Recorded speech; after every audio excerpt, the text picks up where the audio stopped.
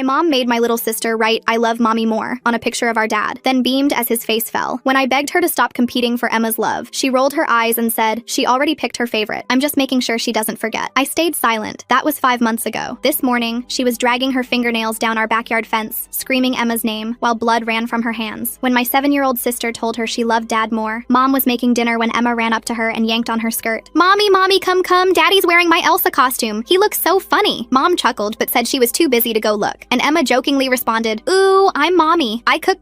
I'm too boring to have fun." She then giggled. "That's why I love daddy more." She ran back to play. Mom laughed it off, but I could tell by her eyes that comment really stung her. The next day, Mom joined in on the fort building after dinner. She crawled through the blanket tunnels with Emma and even did silly voices for the stuffed animals. When Emma asked for ice cream after dinner, Mom said yes immediately. Dad raised an eyebrow, but Mom just winked at him, then proceeded to make Emma laugh by getting ice cream on Dad's nose and licking it off. A few days later, I watched Mom and Emma rolling down the hill in our backyard. Mom's expensive birthday sundress got completely ruined with grass stains and mud. Dad looked horrified, but Mom just shrugged. Memories matter more than dresses. We all thought it was extremely cute. Until then, Mom's actions started becoming more than just fun. Dad came home from work with a new puzzle for him and Emma to do, and when Mom saw it, she immediately announced that and Emma were going for ice cream. "Just us girls tonight?" Dad's face fell, but he didn't argue. Even worse, this became a pattern. Every night, Mom would plan some special activity for her and Emma that excluded Dad completely. I remember one specific Saturday during family drawing time the next day, Mom kept whispering to Emma. I watched her encourage Emma to draw Dad with a frown and write "I love mommy more" at the top. Dad saw the picture and his shoulders slumped. Mom just beamed like she'd won something. A few days later, Mom got finger paint and started painting directly on our living room walls with Emma. When Dad tried to stop them, Mom grabbed Emma's hand and they ran outside giggling. Me and Dad spent 3 hours scrubbing the walls clean. 2 days later, I was looking for Christmas decorations in the attic when I caught Mom lifting Emma through the opening onto the roof. The roof had no safety rails and slanted sharply. I screamed at her to stop and she rolled her eyes. "We're just having fun. You're as boring as your father." The car incident happened on a Tuesday. Dad and I left Emma and Mom in the car while we went into the store to grab snacks. But when we came out, what we saw made our jaws drop. Emma was behind the wheel of Mom's SUV. Mom was in the passenger seat urging, "Press harder on the pedal, sweetie." Emma pressed too hard and crashed straight into a parked vehicle. The owner came rushing out minutes later. Dad immediately took the blame and handed over his insurance information plus $500 in cash while Mom was telling Emma she did great. That night, I went to check on Emma. She was curled up in her princess bed, and when I sat down, she whispered, "Mommy is starting to scare me." Dad and I staged an intervention the next morning. We sat Mom down and explained she was frightening Emma with these dangerous activities. Mom's face went red. "You're ganging up on the fun parent. Emma loves me more now." She said so. We tried to reason with her, but she stormed out. The next day, Dad discovered Mom had drained their entire savings account. $4,000 gone. He found the receipt. She'd bought a massive commercial-grade bouncy castle for the backyard. "Emma will love this," she said when confronted. I came home from school a few days later to find Emma in the backyard holding Dad's axe. Blood was running down her leg from a gash. Mom stood nearby clapping. "Come on, sweetie, this is fun. Don't mind the cut. Tough girls don't cry." Emma looked like she was about to sob. I grabbed the axe and Dad carried Emma inside to bandage her leg. Mom followed us yelling about how we were ruining everything. That night, we sat Mom down and told her very bluntly, she either stops or Dad and I are leaving. She scoffed at first, but when she realized we were serious, she agreed to let up. Well, that lasted for an entire 2 days. That's when we got the call, directly from Mom. She was sobbing so hard we could barely understand her. I messed up real bad. Come to the hospital now." We broke every speed limit getting there and found Mom in the ER waiting room. Her clothes were soaked and she was shaking. Through hysterical sobs, she explained what happened. She'd taken Emma to the old quarry for swimming fun. She kept encouraging Emma to jump into the water from higher and higher rocks. She told us Emma was scared, and after jumping from 20 feet and twisting her ankle, she told Mom she didn't want to jump anymore. Mom cried, saying she had a bad gut feeling and knew she should have stopped, but she wanted to be the fun mom so bad. She practically bullied Emma into jumping from the 30-foot rock. The rock there was salty and slippery. Emma misplaced her leg while taking the leap. She hit the shallow water wrong. Mom said there was a huge crack and Emma wasn't waking up. She was alive when she brought her in, but doctors said they couldn't promise anything. We waited in the ER for 12 hours. When the doctor finally came out, they broke the news. Emma's spinal cord was almost fully severed at L2. She might never walk again. It was the first time I had seen Dad cry in my life. They let us see Emma briefly after another hour. She was sedated but awake. When she saw us, her eyes shifted to Mom. "You scare me, Mommy, get away from me." The hospital security guard approached us and asked Mom to step outside. She started protesting, but Dad grabbed her arm firmly and walked her to the hallway. I stayed with Emma, holding her small hand while machines beeped around us. Her eyes kept darting to the door, making sure Mom wasn't coming back. Through the window, I watched Dad's face turn from grief to something harder. His jaw clenched as Mom gestured wildly, clearly trying to explain herself. She kept pointing back toward Emma's room, but Dad blocked her path each time she tried to return. The doctor came back with a clipboard and started explaining Emma's condition to me since I was the only family member present. He showed me x-rays on a tablet, pointing to the damaged vertebrae. The words partial paralysis and extensive rehabilitation floated past me. All I could focus on was Emma's tiny form in that massive hospital bed. Dad returned alone 20 minutes later. His eyes were red, but his expression was determined. He kissed Emma's forehead and whispered something I couldn't hear. Then he turned to me and motioned for us to step into the hallway. Outside Emma's room, Dad pulled out his phone and started making calls. First to his mother, my grandmother, asking her to come immediately. Then to his brother, a contractor who lived 2 hours away. Each conversation was brief and urgent. He kept glancing back at Emma's room between calls. Mom appeared at the end of the hallway, trying to approach again. A nurse intercepted her, and I heard raised voices. Dad didn't even look up from his phone. He was scrolling through something, his face growing darker with each swipe. Later that evening, Grandma arrived with an overnight bag. She hugged us both tightly, then went straight to Emma's bedside. Emma's face relaxed slightly when she saw her. Grandma had always been her safe person, the one who read her bedtime stories and made her favorite cookies. Dad pulled me aside while Grandma sat with Emma. He showed me his phone screen. Mom had already posted on social media about the tragic accident with crying emojis and requests for prayers. The comments were full of sympathy and support. Nobody knew the truth about how it happened. The next morning, Emma was awake and more alert. Physical therapists came to evaluate her. They moved her legs gently, testing for sensation. Emma winced but couldn't feel anything below her knees. The therapist made notes on her chart while explaining the long road ahead. Mom tried to visit again during shift change. She'd brought a giant teddy bear and balloons. The nurses had apparently been instructed not to let her in without Dad's permission. She left the gifts at the nurse's station, and I saw her crying in the elevator as the doors closed. Dad's brother Vlad arrived that afternoon. The two men huddled in the corner of the waiting room, speaking in low voices. Vlad kept shaking his head and running his hands through his hair. I caught fragments of their conversation about emergency custody and documentation. Emma had her first surgery 2 days later to stabilize her spine. We waited in the surgical waiting room, Dad pacing back and forth while Grandma knitted to keep her hands busy. Mom showed up halfway through, but hospital security escorted her to a separate waiting area after Dad spoke to them. The surgery went well, but the surgeon's update was sobering. Emma would need months of physical therapy. She might regain some function, but walking normally was unlikely. Dad's fist clenched so tight his knuckles went white. That night, while Emma slept, Dad made more phone calls. This time to the bank, to his insurance company, to his employer about family medical leave. He was building something, preparing for something, though I didn't fully understand what yet. Mom sent me dozens of text messages, photos of Emma as a baby, videos of them playing together, long paragraphs about how sorry she was. I didn't respond. Every time my phone buzzed, I remembered Emma's terrified face when she'd asked Mom to leave. The social worker visited on day 4. She interviewed each of us separately, asking careful questions about Emma's home life and the events leading to her injury. The pattern emerging here reveals how Mom's need for validation completely overrides her parental judgment. Notice how she frames every interaction as a competition with Dad, rather than focusing on Emma's actual needs or safety. Dad had prepared a folder with printed screenshots of Mom's social media posts, bank statements showing the drained savings, and photos of Emma with the axe wound. Emma started physical therapy while still in the hospital. The therapist helped her do simple exercises, trying to maintain muscle tone in her paralyzed legs. Emma tried so hard, her face scrunched in concentration, but her legs wouldn't respond to her commands. Mom managed to sneak in during a shift change. I found her standing over Emma's bed, stroking her hair and whispering apologies. Emma's monitors started beeping faster, her heart rate spiking. She kept her eyes squeezed shut, pretending to sleep. I pressed the call button and told the nurse Mom wasn't supposed to be there. Mom turned on me, her face twisted with anger. She accused me of poisoning Emma against her, of taking Dad's side, of ruining their special bond. Security arrived before she could say more. Dad moved fast after that. He met with a family lawyer recommended by Vlad, gathering all the documentation we'd collected. Photos of the finger paint on the walls, the receipt for the bouncy castle, medical records from Emma's axe wound, witness statements from neighbors who'd seen Mom putting Emma on the roof. The house felt empty without Emma's laughter. Dad and I took turns staying at the hospital, making sure someone was always with her. We brought her favorite books, her stuffed animals, anything to make the sterile room feel more like home. Mom's behavior escalated. She showed up at my school, trying to convince me to talk to Dad on her behalf. She called Dad's work repeatedly until his boss had to get involved. She even contacted Emma's teacher, spinning stories about Dad keeping her from her daughter. One evening, while Dad was meeting with the lawyer, I sat with Emma as she ate dinner. She could only manage a few bites of the hospital food. She asked me in a small voice if she would ever walk again. I didn't know how to answer. Grandma moved in temporarily to help. She cooked meals, did laundry, and made sure I got to school on time. She also stood guard at the hospital, turning Mom away when she tried to visit during Dad's shifts at work. The medical bills started arriving. Even with insurance, the costs were staggering. Dad spent hours on the phone with billing departments, insurance companies, and the hospital financial aid office. The stress showed in the new lines on his face. Emma had good days and bad days. Sometimes she worked hard in physical therapy, determined to regain feeling in her legs. Other times she just cried, asking why Mommy made her jump from the rock. The therapist said the emotional trauma might take longer to heal than the physical injuries. Mom hired her own lawyer. Papers arrived at the house demanding visitation rights. Dad crumpled them up and threw them in the trash, then retrieved them and smoothed them out, knowing he'd need them for documentation. Vlad helped Dad install security cameras around the house. They put new locks on all the doors and windows. Dad didn't say it out loud, but we all knew he was worried about what Mom might do next. Emma's 7th week in the hospital brought a small breakthrough. She felt a tingling sensation in her left foot during therapy. The therapist warned us not to get our hopes up too high, but Emma smiled for the first time since the accident. Mom's social media posts grew increasingly erratic. She shared old photos of her and Emma with captions about being kept from her baby. She tagged Dad's employer, my school, even the hospital. Dad documented everything, adding it to his growing file. The night before Emma's discharge, we had a family meeting in her room. Dad explained that she'd be coming home, but things would be different. We'd converted the dining room into a bedroom since she couldn't manage stairs. A wheelchair ramp was being installed. Physical therapists would come to the house 3 times a week. Emma listened quietly, then asked if Mommy would be there. Dad knelt beside her bed and promised he would keep her safe. She nodded, trusting him completely, though I saw fear flicker in her eyes. As we prepared to take Emma home, I thought about how much had changed in just 2 months. Our family was broken, maybe beyond repair, but Emma was alive, and that's what mattered. The real battle was just beginning. The wheelchair ramp installation crew arrived at dawn. I watched from the window as they measured and cut lumber, the sound of power tools drowning out the morning birds. Dad supervised every detail, checking angles and testing the surface. Emma sat in her temporary wheelchair on the porch, her hands gripping the armrests. Mom's car pulled up across the street. She sat there for 20 minutes just watching. Dad noticed but kept working with the crew. When Mom finally got out and approached, Dad intercepted her at the sidewalk. Their conversation lasted less than a minute before Mom stormed back to her car and sped away. Emma's first night home proved challenging. The hospital bed we'd rented barely fit in the converted dining room. She woke up crying 3 times, disoriented and calling for help. Each time, Dad or I rushed to her side. Grandma slept on the couch nearby, ready to assist. The next morning brought our first home physical therapy session. The therapist, a patient woman named Nicole, worked with Emma for an hour. She showed us exercises to help maintain muscle tone and prevent complications. Emma struggled through each movement, sweat beading on her forehead. Mom attempted another visit that afternoon. This time she brought Emma's favorite aunt, clearly hoping family pressure would grant her access. Dad stood firm at the door. The aunt looked uncomfortable, caught between family members. After they left, Dad found a gift bag on the porch containing expensive toys and a note begging for forgiveness. I returned to school reluctantly, worried about leaving Emma. My teachers had been informed about the situation, offering extensions on assignments. During lunch, I noticed Mom's car in the visitor parking lot. The principal later told me she'd tried to sign me out early, claiming a family emergency. Emma's progress remained slow. The tingling in her left foot came and went unpredictably. Some days she could wiggle her toes slightly. Other days brought no sensation at all. The physical therapist reminded us that spinal injuries were unpredictable, recovery nonlinear. Dad discovered Mom had been calling Emma's doctors, pretending to be his assistant to get medical updates. The hospital tightened their information protocols after that. Only Dad could receive updates, and only in person with proper identification. Vlad spent weekends helping Dad modify the house for Emma's needs. They installed grab bars in the bathroom, widened doorways, and created smooth transitions between rooms. Emma watched from her wheelchair, occasionally pointing out where she needed extra support. Mom's tactics shifted. She started sending gifts through delivery services, stuffed animals, books, art supplies. Each package included letters professing her love and minimizing the incident. Dad photographed everything before storing it in the garage, building his documentation file. The medical bills kept mounting. Even with payment plans, the financial strain was obvious. Dad sold his motorcycle and took extra shifts when possible. Grandma contributed from her pension. We all made sacrifices, united in supporting Emma's recovery. Emma's emotional state fluctuated wildly. Some days she seemed almost like her old self, laughing at cartoons and playing with toys. Other days she barely spoke, staring at her motionless legs with hollow eyes. The trauma counselor visited twice a week, using play therapy to help her process. Mom showed up during one of Emma's physical therapy sessions. She'd somehow learned the schedule and waited until Dad stepped out to take a work call. Nicole immediately stopped the session and wheeled Emma to her bedroom while I blocked Mom's path. Her desperate pleas echoed through the house until Dad returned and escorted her out. The security cameras proved their worth repeatedly. They captured Mom attempting to enter through the back gate at night, testing windows, and even trying to befriend our elderly neighbor for house access. Dad compiled the footage, adding it to his ever-growing documentation. Emma's school situation required careful planning. She couldn't return to her regular classroom yet. The district provided a home tutor 3 days a week. Emma struggled with the change, missing her friends and normal routine. We arranged video calls with classmates, trying to maintain some normalcy. Mom's lawyer sent increasingly aggressive letters demanding access. They questioned Dad's decisions, implied neglect, and threatened various legal actions. Dad's lawyer responded with documentation of Mom's dangerous behavior and Emma's explicit fear of her mother. One morning, I found Mom had left dozens of printed photos under our door, pictures from before the accident, showing happy moments between her and Emma. The manipulation was obvious, but it still hurt seeing those memories weaponized. Emma achieved a major milestone in week 10. She stood with support for 30 seconds. The physical therapist helped her rise from the wheelchair using parallel bars. Her legs shook violently, but they held her weight. We all cried, including Nicole. Mom's social media campaign intensified. She created a blog detailing her wrongful separation from Emma, painting herself as a victim of Dad's controlling behavior. Friends and distant relatives started calling, having only heard Mom's version. Dad refused to engage publicly, focusing on Emma's care. The financial pressure forced difficult decisions. Dad considered selling the house for something smaller, more accessible for Emma. Vlad offered to buy Dad's truck and loan it back to him, a gesture that brought Dad to tears. Mom's playing lawyer ping pong while Emma's learning to walk again. Talk about priorities getting as twisted as a pretzel in a blender. The security cameras catching her window shopping at midnight like some discount burglar really shows her problem-solving skills. We were running out of resources. Emma's progress plateaued frustratingly. The initial improvements stalled, leaving her with minimal sensation and no functional movement below the knees. The doctors adjusted expectations, talking about permanent accommodations rather than full recovery. Mom attempted to ambush us at a medical appointment. She waited in the parking garage, garage, approaching as Dad transferred Emma from car to wheelchair. Emma started hyperventilating, her whole body shaking. Security intervened while I comforted Emma, but the damage was done. She refused to leave the house for days afterward. Grandma's health began declining from the stress. She developed high blood pressure and needed her own medical appointments. The role reversal was hard. She'd come to help us, but now needed care herself. Dad hired a part-time aide, another expense we couldn't afford. Emma's birthday approached, her first since the accident. She asked for a small celebration, just family. When she specifically said no, Mommy, it broke my heart. We planned a quiet party with her favorite cake and a few presents we'd scraped together. Mom discovered the birthday plan through social media. A cousin had innocently mentioned it. She showed up with an enormous gift and demanded entry. Dad physically blocked the door while she screamed accusations. Emma heard everything from her room, sobbing into her pillow. The incident prompted Dad to seek a restraining order. The lawyer said we had enough documentation, but the process would take time. Meanwhile, Mom's harassment continued through every available channel. Emma started having nightmares about water. She'd wake up gasping, feeling like she was drowning. The trauma counselor increased sessions, but progress was slow. Emma refused to take baths, only allowing quick showers while gripping safety bars. Mom recruited flying monkeys, friends and relatives who believed her version of events. They called constantly, sent messages, and even showed up at our door. Each interaction drained our energy, time we needed for Emma's care. Vlad discovered Mom had been spreading rumors at Dad's workplace, claiming he was abusive and controlling. Dad's boss, fortunately, knew the truth and supported him, but the whispers and stares from co-workers added another layer of stress. Emma's small improvements became our lifeline. She learned to transfer herself from bed to wheelchair with minimal help. She could shower sitting down with grab bars. Each tiny independence victory felt monumental. Mom's attempts grew more creative and disturbing. She hired a private investigator to photograph our daily routines. She sent Emma's former babysitter to check on things. She even contacted my school counselor with concerns about my home life. The breaking point came during Emma's pool therapy session. It was her first time near water since the accident, a carefully controlled therapeutic environment. Emma was making progress, floating with support, when Mom appeared at the pool's glass viewing window. Emma saw her and panicked, inhaling water and choking. The therapist pulled her out immediately, but Emma was hysterical, fighting anyone who tried to touch her. The session ended with Emma vomiting from fear and refusing to continue therapy. Dad finally snapped. He confronted Mom in the parking lot while I stayed with Emma. I couldn't hear the words, but I saw Dad's controlled fury, Mom's dramatic gestures, and eventually her speeding away. Dad returned shaking with rage. That night, we held an emergency family meeting. Dad, Grandma, Vlad, and I discussed options while Emma slept. The situation was unsustainable. Mom's escalating behavior was undoing Emma's progress. We needed a permanent solution. Vlad suggested moving out of state, starting fresh where Mom couldn't follow. Grandma worried about Emma's medical team and established care. Dad researched legal options in other jurisdictions. I just wanted Emma to feel safe again. Emma must have overheard because she wheeled herself out, tears streaming. She begged us not to make her leave her doctors, her room, the only stability she had left. We promised to find another way. Dad spent the next days on the phone with lawyers, social workers, and advocacy groups. The restraining order paperwork moved forward slowly. Mom's lawyer fought every step, demanding psychological evaluations and supervised visitation. Mom's behavior suggested she was unraveling. Her social media posts became increasingly incoherent. She posted old videos of Emma walking, running, jumping, all the things she'd stolen from her. The cruelty was breathtaking. One afternoon, while Dad was at a legal meeting and Grandma napped, I heard a noise in the backyard. Through the window, I saw Mom trying to dismantle a section of our new fence. She was crying, pulling at boards with her bare hands. I called Dad immediately and kept Emma distracted in her room. By the time Dad arrived with Vlad, Mom had bloodied her hands on the fence. They found her collapsed in the yard, sobbing about needing to see her baby. The police came this time. Mom was taken for psychiatric evaluation. Dad struggled with conflicting emotions, anger at what she'd done to Emma, but sadness at her obvious mental deterioration. We all felt the weight of how wrong everything had gone. Emma sensed the shift in the house that evening. She asked if Mommy was sick, if that's why she did bad things. We tried to explain mental health in terms a 7-year-old could understand while validating her fear and anger. The psychiatric hold lasted 72 hours. During that time, we experienced something we'd almost forgotten: peace. Emma relaxed slightly, participated more in therapy, even smiled during a video call with school friends. When Mom was released, she'd been prescribed medication and mandatory therapy. Her lawyer contacted Dad about a proposed agreement. Mom would stay away if Dad dropped the restraining order pursuit. Dad refused, knowing we needed legal protection. Emma's recovery took a positive turn during Mom's absence. She regained more sensation in her left foot and could move her toes deliberately. The physical therapist was cautiously optimistic about potential partial mobility with intensive therapy. We used the calm period to establish better routines. Emma started online school sessions, connecting with her teacher and classmates regularly. She joined a virtual support group for children with spinal injuries. Slowly, she was building a new normal. Mom's return to harassment was swift but different. The medication seemed to dull her intensity but not her determination. She sent letters through her lawyer proposing various compromises: supervised visits, phone calls, even just sending letters to Emma. Dad consulted Emma's trauma counselor about the proposals. The counselor was clear. Emma wasn't ready for any contact. The fear was still too fresh, the trauma too recent. Forcing interaction could cause serious setbacks. We focused on small victories. Emma learned to cook simple meals from her wheelchair. She started drawing again, though her pictures were notably darker than before. She even laughed at Dad's terrible jokes occasionally. The restraining order hearing approached. Dad prepared meticulously, organizing evidence and witness statements. Vlad took time off work to testify. Even some neighbors offered to speak about what they'd witnessed. Mom hired a new lawyer, someone known for aggressive tactics. They filed counter motions, demanded access to Emma's medical records, and questioned Dad's fitness as a parent. The legal maneuvering was exhausting. Emma's 8th birthday was 6 months away, but she was already worried about it. She made me promise to help Dad keep Mommy away. The fact that a 7-year-old was planning defense strategies for her own birthday broke my heart. Physical therapy yielded incremental progress. Emma could stand for 2 minutes with support. She had sensation in both feet, though motor control remained limited. Each session pushed her limits, leaving her exhausted but determined. Mom's mother, our other grandmother, finally reached out. She'd been getting only Mom's version of events and was shocked by the truth. She offered to help however she could, even if it meant testifying about her daughter's behavior. The family fractures spread wider. Relatives chose sides based on incomplete information. Holiday planning became a minefield. Emma asked why some cousins didn't visit anymore, another loss in her changed world. Dad's employer offered permanent remote work to help with Emma's care. The flexibility was crucial for appointments and therapy sessions. His co-workers organized meal deliveries and gift cards, small kindnesses that meant everything. Emma developed coping mechanisms, some healthy and some concerning. She insisted on checking door locks repeatedly. She kept a whistle by her bed. She made me promise never to leave her alone with Mommy, even though we assured her it wouldn't happen. The restraining order hearing was postponed when Mom's lawyer filed for more preparation time. The delay frustrated everyone, but our lawyer assured us it would ultimately strengthen our case. More time meant more documentation of Mom's continued harassment. Emma's progress inspired us all. She learned to navigate curbs in her wheelchair. She could shower independently with safety equipment. She even started talking about returning to school part-time next year. Mom's attempts to circumvent our boundaries grew more creative. She sent packages to Emma's friends' houses, hoping they'd deliver them. She volunteered at community events, knowing we might attend. She was everywhere and nowhere, a constant threat. The day before the rescheduled hearing, Mom made her boldest move yet. She arrived with a moving truck, claiming she was taking her belongings from the house. Dad called the police while I kept Emma calm in her room. Mom's using a moving truck like it's some kind of custody Uber. Pretty sure that's not how joint property works, but okay. The timing right before court is chef's kiss level of making your own case worse. The officers reviewed the situation and prevented Mom from entering. She screamed about her rights, her property, her daughter. Emma heard it all, despite our efforts. The trauma counselor had to do an emergency session that night. As we prepared for the hearing, I reflected on our new reality. Emma was stronger than any 7-year-old should have to be. Dad had aged years and months. Grandma's health remained fragile. We were surviving, but at such a cost. The hearing would determine our immediate future, but the long term remained uncertain. Emma might never walk normally again. Mom's mental health seemed to be deteriorating. Our family was forever changed by one person's desperate need to be the fun parent. But we had each other. We had small victories and growing hope. Emma was alive, getting stronger, learning to navigate her new reality. The battle wasn't over, but we were still fighting. The hearing morning arrived with unexpected complications. Mom's new lawyer filed an emergency motion claiming Dad had hidden assets. The judge postponed proceedings to review financial documents. Dad's hands shook as he gathered bank statements, tax returns, and receipts showing every penny spent on Emma's care. During the delay, Mom attempted contact through Emma's physical therapist. She'd called the therapy center pretending to be updating insurance information, then broke down crying about missing her daughter. Nicole professionally declined to relay messages but warned us about the breach. Emma's anxiety spiked with the hearing postponement. She barely slept, constantly checking that her bedroom door was locked. I found her practicing wheelchair maneuvers at 3 a.m., preparing escape routes in case Mom somehow got inside. The trauma counselor added emergency sessions. 2 days before the rescheduled hearing, Vlad discovered Mom had been photographing our house from various angles. The neighbor's security camera caught her measuring distances from the street to Emma's window. Dad immediately moved Emma's bed away from all windows and installed blackout curtains. The financial review revealed Mom had opened credit cards in Dad's name, maxing them out on cash advances. $23,000 in debt we didn't know existed. Dad's lawyer scrambled to add fraud documentation to our case, while Dad spent hours on the phone with credit agencies. Emma's physical therapy suffered. She couldn't focus on exercises, constantly watching the door. Her progress reversed. The 2-minute standing record dropped to 30 seconds. Nicole suggested postponing sessions until after the legal situation stabilized, but Emma insisted on continuing. Mom's mother visited unexpectedly, bringing disturbing news. She'd found journals at Mom's apartment detailing elaborate plans to rescue Emma. The entries included researched wheelchair-accessible routes to the Canadian border and lists of medications that could sedate a child. Grandma turned everything over to Dad's lawyer. The night before the hearing, none of us slept. Emma had panic attacks every few hours. Dad paced the house checking locks and cameras. I sat in Emma's doorway, watching her fitful sleep. Grandma made endless cups of tea nobody drank. Court day began with Mom arriving in a wheelchair, claiming stress-induced paralysis. Her lawyer argued she needed accommodation and understanding, not restriction. The judge ordered medical verification. Mom miraculously stood when the bailiff mentioned calling paramedics. Dad presented our evidence methodically: security footage, medical records, financial fraud documentation, witness statements. The judge's expression grew increasingly grim as the pattern emerged. Mom's lawyer tried interrupting repeatedly but was shut down. Emma's testimony came via video link from a secure room. She spoke clearly about her fear, the nightmares, the accident. When asked if she wanted to see Mom, Emma's whole body trembled as she shook her head. The judge noted her obvious distress. Mom's testimony unraveled quickly. She contradicted herself about the quarry incident, claiming claimed the roof access was safe, insisted the axe wound was exaggerated. When shown photos of Emma's injuries, she blamed Dad for not supervising better. Her lawyer visibly winced. The judge called a recess after Mom's outburst about being the victim. During the break, Mom cornered me in the hallway bathroom. She grabbed my shoulders, begging me to tell the judge Emma needed her mother. Security removed her when I screamed. Vlad testified about Mom's attempts to access the house, showing footage from cameras she didn't know existed. The judge watched Mom testing windows at 2 a.m., trying to pick locks, even attempting to bribe the mailman for a key. Each video strengthened our case. Nicole provided professional testimony about Emma's regression during Mom's contact attempts. She explained how Emma's physical progress directly correlated with feeling safe. The medical evidence was clear. Mom's presence actively harmed Emma's recovery. Mom's final witness, a friend who'd only heard her version, crumbled under cross-examination. She admitted she'd never actually seen Mom with Emma post-accident, had only heard Mom's stories. She left the stand looking shaken, realizing she'd been manipulated. The judge's decision came swiftly. Permanent restraining order, no contact until Emma turned 18. Mom screamed about her rights, her love, her baby. The bailiffs moved closer as she advanced toward Dad. Her lawyer physically held her back. Outside the courthouse, Mom made one last attempt. She broke free from her lawyer and ran toward Dad's car where Emma waited. I threw myself between them while Dad started the engine. Mom pounded on my back, screaming Emma's name, until police intervened. The drive home was silent except for Emma's quiet sobs. She'd heard everything through the car windows. Dad reached back to hold her hand while I rubbed her shoulders. Grandma waited on the porch, her face asking questions we'd answer later. That night, Emma slept peacefully for the first time in months. No checking locks, no nightmares, no panic. Dad sat outside her door anyway, finally allowing himself to cry. The battle was won, but the cost was staggering. Mom's harassment didn't end immediately. She sent letters through various relatives, created fake social media accounts, even hired a plane to fly a banner over our house. Each violation was documented and reported. Her own lawyer eventually dropped her as a client. Emma's recovery accelerated without the constant fear. She stood for 5 minutes within a week. Her toes responded more consistently. Nicole cried happy tears when Emma took a supported step using parallel bars. Hope crept back into our lives. The financial aftermath took months to resolve. Dad fought every fraudulent charge while managing Emma's medical expenses. Vlad organized a fundraiser that helped cover therapy costs. The community support overwhelmed us. People who'd watched Mom's descent wanted to help. Emma's emotional healing progressed slowly. She still startled at unexpected noises and insisted on seeing who was at the door before opening it. But she smiled more, laughed at movies, even asked about returning to school for art class. 6 months after the hearing, Mom was arrested for violating the restraining order. She'd been caught on school property during Emma's virtual graduation ceremony. The criminal charges finally stopped her attempts. Prison became her new reality. Emma learned to walk with forearm crutches, defying the initial prognosis. Each step required enormous effort, but she persisted. The day she walked across her bedroom unassisted, we all sobbed. She'd never run or jump again, but she could walk. Dad slowly rebuilt our financial stability. He took a promotion requiring more hours but allowing remote work. The balance wasn't perfect, but Emma never lacked care or support. We learned to function as a smaller, stronger family unit. Emma's 9th birthday arrived peacefully. She requested a pool party, facing her water fear directly. With her crutches set aside, she floated with friends, laughing. The joy on her face erased months of pain. She was healing, truly healing. Mom's letters from prison went unanswered. Emma made that choice independently, asking Dad to return them unopened. She focused on moving forward, not dwelling on the past. Her strength amazed everyone who knew our story. The house modifications became permanent fixtures. What started as emergency adaptations evolved into Emma's personalized space. She decorated her room with artwork created during recovery, each piece showing her journey from darkness to hope. Emma returned to school part-time, using a combination of wheelchair and crutches. Her classmates welcomed her warmly. She joined the art club and student newspaper, finding new ways to express herself. Normal felt different, but possible. 2 years post-accident, Emma competed in an adaptive sports event. Watching her race in her wheelchair, determination etched on her face, I saw the fighter she'd become. She didn't win, but her smile crossing the finish line was victorious. Dad found love again with a physical therapist from the hospital. She understood our family's scars and brought patience and warmth. Emma approved after careful observation, even asking if she could be in the wedding. Healing happened in unexpected ways. Mom's release date loomed eventually, but we were ready. Legal protections remained in place. Emma, now 12, felt secure in her identity beyond the trauma. She knew Mom might try returning, but also knew we'd protect her. Our family looked different than before. Smaller, scarred, but unbreakable. Emma walked with crutches but stood tall. Dad carried stress lines but smiled freely. Grandma moved slower but remained our foundation. I grew up faster than planned, but found purpose in protecting my sister. The cost of Mom's desperate need to be the fun parent was measured in Emma's steps, Dad's gray hair, and Grandma's medication bottles. But we survived. More than that, we learned to thrive within our new reality. Emma's laughter returned, different but genuine. That victory mattered most. Thanks for spending this time with me today. I really appreciate you letting me tag along to reflect and take it all in with you. Until next time, take care of yourself out there. Subscribe for more content like this.